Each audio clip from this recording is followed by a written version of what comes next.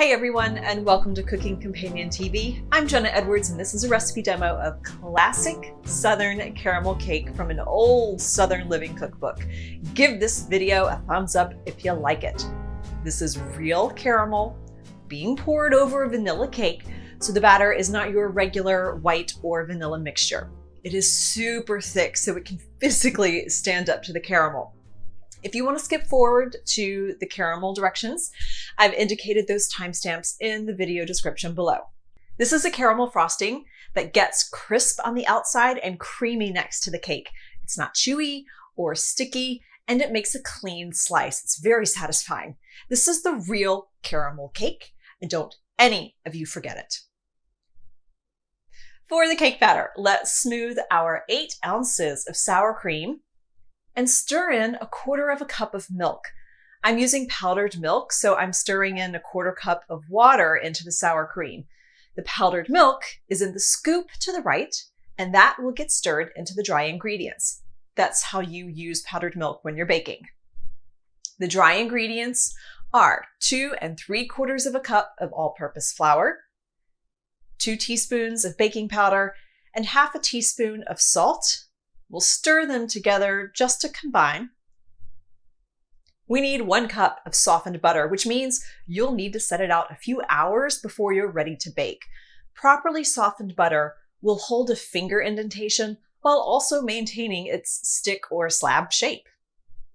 Beat the butter at medium speed until it's creamy. A handheld mixer is extra work, but I get more control over the evenness of the mixture without overbeating the batter.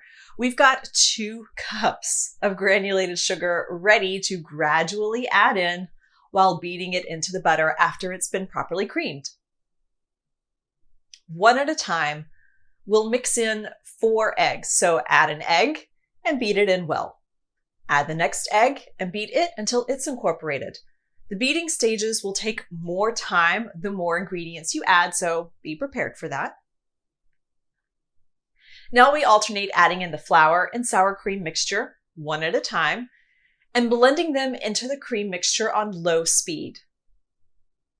You'll start and end with the flour mixture. So as you're seeing here, it's a little bit of flour, beat on low. A little bit of sour cream and milk, beat on low. Another round of flour, beat on low. Another round of sour cream, until finally you've used all the sour cream and all the flour.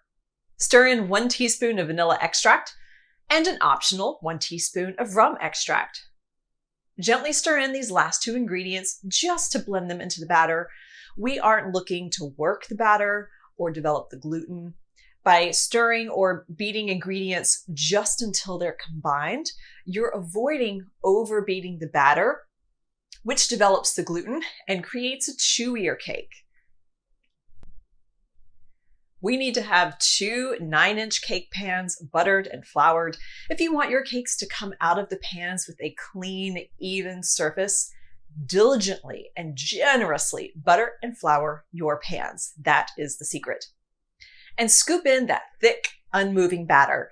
Try to keep it even between the 2 pans so your layers are equal in size. If you have a baking scale, this is perfect for that. These are 8-inch pans, so I'll reserve some batter for my smaller 4-inch cake pans. You don't want to overfill your cake pans. You can use the back of a spoon to smooth out the top of the batter, but it doesn't need to be perfectly flat. It will even out in the oven some. Now, I'm shaking and knocking the pans around on the countertop to get the batter to kind of fall into place.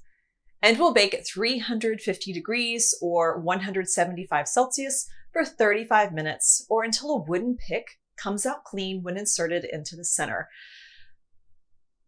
I recommend checking them at 30 minutes. Here they are out of the oven. And I want to show you that mine did dome a little bit, which we'll fix later. And it's already trying to slide out of the pan, so that's a great sign for me. I'm very happy about this.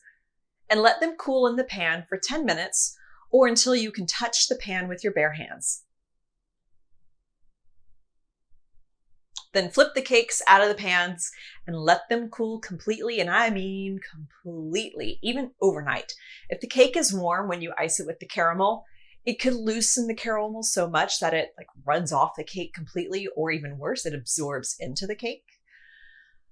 All right, let's make some caramel, y'all. Lightly beat 1 large egg and add 2½ cups of sugar. Then pour in 3/4 cup of milk and a healthy pinch of salt. Stir this together until you no longer feel like big clumps of sugar.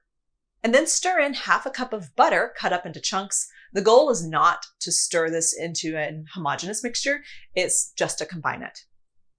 In a heavy 3 or 3½ quart saucepan over medium-high heat, sprinkle in 1/2 cup of granulated sugar, stirring constantly, and cook the sugar until it melts and the syrup is a light golden brown. Southern Living suggests this should take about 6 minutes, and in my experience, that was about right. Use your best pot for this because an even heat transfer is super important to getting caramel right.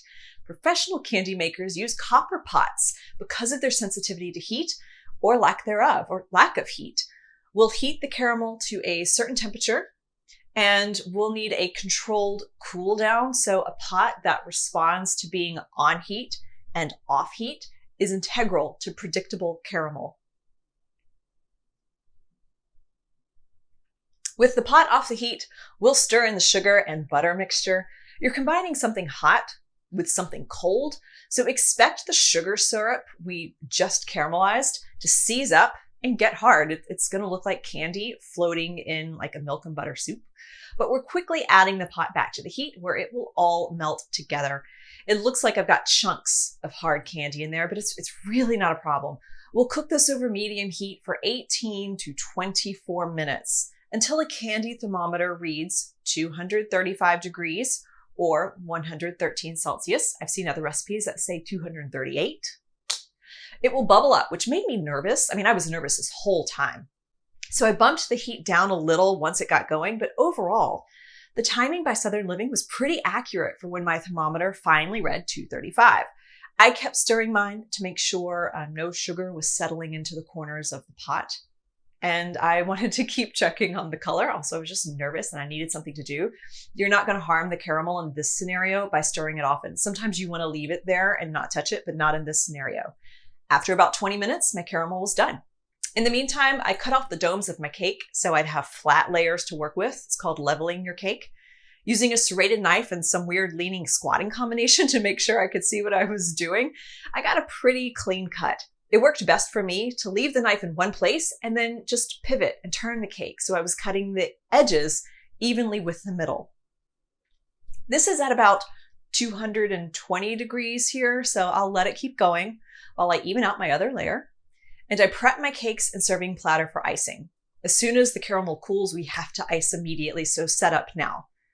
And now we're at 235 and you can see the color change in the caramel in just these few minutes. It's much deeper. Now the caramel needs to cool in the pot for 5 minutes. And after the 5-minute resting period, off heat by the way, you'll take a wooden spoon and beat it into a spreading consistency, which can take 5 to 10 minutes. Here's where experience comes into play. If you leave it too loose, you run the very messy risk of the caramel running off the cake and then you have to chase it because it's too thin. I decided I'd rather work to spread it out than chase it around the platter. So I beat it for the full 10 minutes. Some recipes online have been updated to say that you can use the whisk attachment on a stand mixer. That just seems like really sticky and dirty to me, and a lot of cleanup. And I really wanted to burn some calories before I ruined my pancreas with this cake, so I did it by hand. Here it is at 8 minutes, which is when I should have stopped. It's holding some shape as it drips off the spoon, but it also has some movement. Ideally, the caramel mostly spreads itself, and all you have to do is guide it with the back of a spoon or a spatula. So here it is at 10 minutes. I thought it would still move enough on its own, but it cools so quickly that it cooled too much. You'll need to be ready to spread it immediately because it will cool into something unmanageable. So as I started, it was fine on the inside layer. I could spread it with the spatula, fine enough. And then when I went to pour it over the top, hoping it would slowly find its way down the edges and gravity would just do its thing and I could just gently even it out, but it just stops at the edge. Literally. So here's how I fix the caramel. I also call this a lesson in crisis management.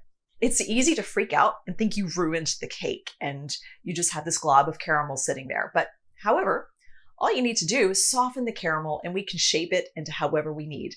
Since it's on the cake already, all we can do is pour boiling water into a tall mug and then dip a metal spatula into the boiling water, like really anything metal. Again, the back of a spoon would also work. The heat should transfer to the spatula, and a little bit of water that will still be on it will soften the caramel without affecting the flavor or the overall frosting consistency. This also gave the cake a very smooth consistency. It took me about an hour to work on this because I had just those like huge chunks of caramel that I needed to spread out, like literally move to the non-iced parts of the cake, and then to smooth it all over. So using a combination of short, heavy strokes to spread out those thick areas of the caramel, I kept dipping the spatula into the hot water. And then I'd use the dripping water to help smooth out any rough patches of sugar with not as much pressure. It's pretty easy to clean up any residue that finds its way onto the serving platter. Just a wet or damp paper towel and some pressure will move the sugar pretty easily. So it's easy to get intimidated when you're working with sugar, but it responds pretty well to heat and a little bit of pressure. So the number one piece of advice when working with caramel is to not panic and to stay patient. It may look like a daunting situation, but it is workable and you can do it. Also in a crisis, you can do it. There's our beautiful cake. It is ridiculously rich, as you might imagine a cake literally dripping in caramel might be. Luckily, it freezes well, so slice it how you like it. I'd make your slices thinner than usual, again, because it's rich. Lay it on a cookie sheet lined with parchment or wax paper and freeze it until it's solid. And then move all the pieces to a freezer bag or a freezer-safe container. Now you have caramel cake to last you weeks. It also ships really well in the wintertime. I shipped my tiny cakes to my friend in Norway, and it made it. Get the ingredient list below or at cookingcompaniontv.com/caramel cake.